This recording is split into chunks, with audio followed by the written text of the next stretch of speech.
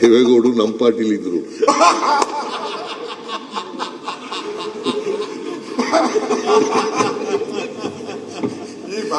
ಅವ್ರು ಕೇಳಿಸ್ಕೊಂಡ್ಬಿಟ್ಟೆ ಏನೋ ಅವ್ರು ಕೇಳಿಸ್ಕೊಳ್ಳಿ ಅಂತ ಹೇಳ್ತಾ ಇರೋದು. ಈಗ ಏನು ಜಿ ಟಿ ದೇವೇಗೌಡ ಇಲ್ಲೇ ಕೂತಿದಾನಲ್ಲ, ಅವರಿಲ್ಲ ಬಿಡಿ ಅತಂತ್ರ. ಈಗ ಜಿ ಟಿ ದೇವೇಗೌಡ ಇಲ್ಲೇ ಕೂತಿದಾನಲ್ಲ, JDS.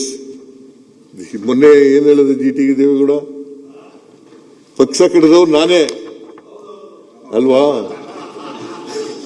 ಎಲ್ರಿ ಅವ್ರ 83ರಲ್ಲಿ ತಕಡಿ ಗುರ್ತಲ್ಲಿ ಗೆದ್ದಿದ್ರಲ್ಲ ನೋಡಯ್ಯ, ದೇವೇಗೌಡರು ನ್ಯಾಷನಲ್ ಪ್ರೆಸಿಡೆಂಟ್, ಜನತಾದಳ ಎಸ್ ಆದಾಗ ನಾನು ಸ್ಟೇಟ್ ಪ್ರೆಸಿಡೆಂಟ್.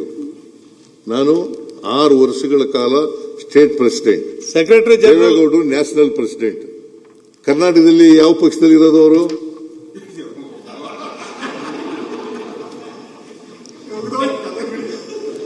ನಾನು ಸ್ಟೇಟ್ ಪ್ರೆಸಿಡೆಂಟ್ ರೀ,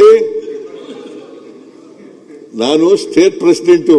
ಜನತಾದಳ ಎಸ್ ಆಯ್ತಲ್ಲ, ಹೊಸದಾಗಿ ಫಾರ್ಮ್ ಆದಾಗ ದೇವೇಗೌಡರು ನ್ಯಾಷನಲ್ ಪ್ರೆಸಿಡೆಂಟ್, ನಾನು ಸ್ಟೇಟ್ ಪ್ರೆಸಿಡೆಂಟ್.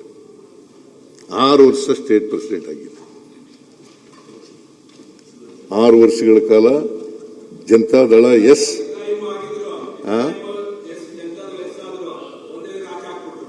ಹಂಗೆ ದೇವೇಗೌಡರು ಕುಮಾರಸ್ವಾಮಿ ಅವ್ರ ಪಕ್ಷ ಯಾವ್ದು, ಅವರಿಬ್ಬರು ಎಲ್ಲಿರ್ತಾರೋ ಅವರೇ ಮಾಲೀಕರು. ನಿಮ್ ಜೊತೆ ಬಯಸ್ಕೊಂಡು ಸೇರ್ಸ್ಕೊಂಡಿದ್ದೀರಲ್ಲ ನೀವು, ಬಯಸ್ಕೊಂಡು ಬಾಯಿ ಬಂದಾಗೆಲ್ಲ ಬಯಸ್ಕೊಂಡು ಸೇರ್ಸ್ಕೊಂಡಿದ್ದೀರಲ್ಲ. ಈಗ ಸರ್ ನೀವು ಕಾಂಗ್ರೆಸ್ಗೆ ಬಾಯಿಗೆ ಬಂದಂಗೆ ಬೈದು ಕಾಂಗ್ರೆಸ್ ಸೇರ್ಬಿಟ್ರಲ್ಲ ಸರ್.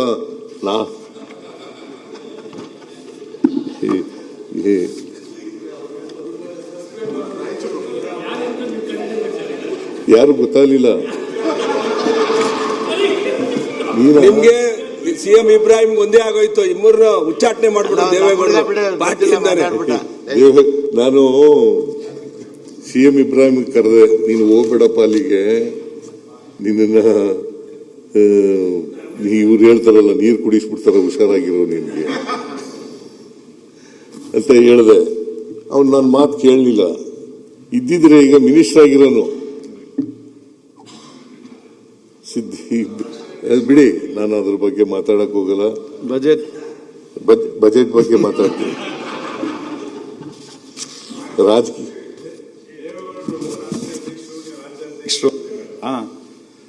ಸೊ ಈ ರಾಷ್ಟ್ರೀಯ ಅಧ್ಯಕ್ಷರ ಮಾತು ನೀವು ಕೇಳಲಿಲ್ವಾ ಅಂತ? ರಾಷ್ಟ್ರೀಯ ಅಧ್ಯಕ್ಷರ ಮಾತು ನೀವು ಕೇಳಲಿಲ್ಲ. ನಾನು ಬಿಟ್ಟು ನನ್ನನ್ನು ಎಕ್ಸ್ಪೆಲ್ ಮಾಡ್ಬಿಟ್ರು. ನಾನೇ ಕೇಳಪ್ಪ ಇಲ್ಲಿ ಒಂದ್ ನಿಮಿಷ ಸರ್, ಒಂದ್ ನಿಮಿಷ.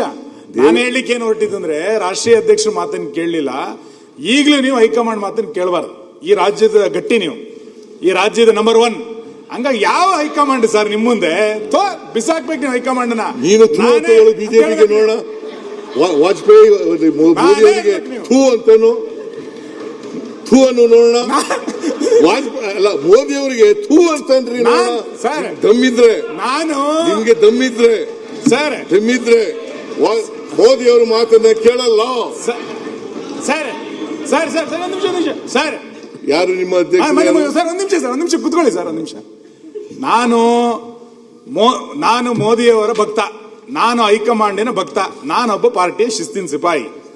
ನಾನು ಕರ್ನಾಟಕದಲ್ಲಿ ಇದ್ದೀನಿ ಅನ್ನೋ ಕಾರಣಕ್ಕೆ ಹೈಕಮಾಂಡ್ ಮಾತು ಕೇಳಲ್ಲ ಅಂತ ಹೇಳಲ್ಲ. ನಾನು ಹೈಕಮಾಂಡ್ ಮಾತೇ ಕೇಳೋದು, ನಾನು ಪಾರ್ಟಿ ಮಾತೇ ಕೇಳೋದು. ನೀವು ಸಾಂದರ್ಭಿಕವಾಗಿ ಏನ್ ಹೇಳಿದ್ರಿ, ರಾಷ್ಟ್ರೀಯ ಅಧ್ಯಕ್ಷರು ದೇವೇಗೌಡರು, ನಾನು ರಾಜ್ಯಾಧ್ಯಕ್ಷ ಆಗಿದ್ದೆ ಅಂತಂದ್ರಿ. ನನಗದು ಖುಷಿ. ನೀವು ಹೋಗಿ ನಿಮ್ ತನ ಉಳಿಸ್ಕೊಂಡ್ರಿ ಅಂತ. ಆ ತನ 2026ರಿಂದ 28 ತನಕ ಉಳಿಸ್ಕೊಳ್ಳಿ ಅಂತ. ಯಾವ ಹೈಕಮಾಂಡ್ ಸರ್ ನಿಮ್ ಮುಂದೆ? ನೀವು 17 ಬಜೆಟ್ ಮಂಡನೆ ಮಾಡಿದವರು ಯಾವ? ನೀವು 17 ಕೇಳ್ಬೇಕು.